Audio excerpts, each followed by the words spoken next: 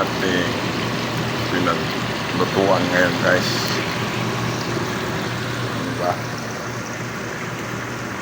Subok natin dito, guys, sa kuryenteng saingan. First time ko makaluto ng ganito, mga guys. Kasi galing tayo bundok eh. Ngayon nandito tayo sa syudad. Luluto tayo dito sa kuryenteng kalan. Yan na, mga guys.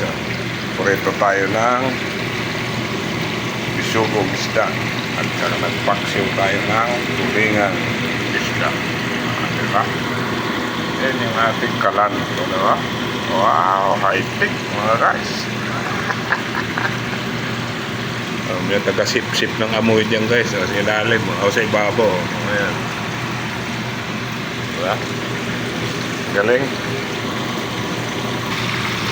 Pinalitan na natin ang ating prito, mga guys. Napatayin dalawa, guys.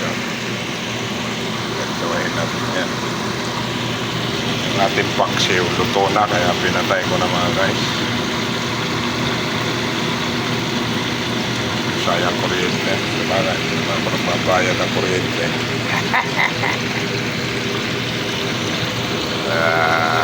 Pinatay ko na yan, luto na yan. Ito na.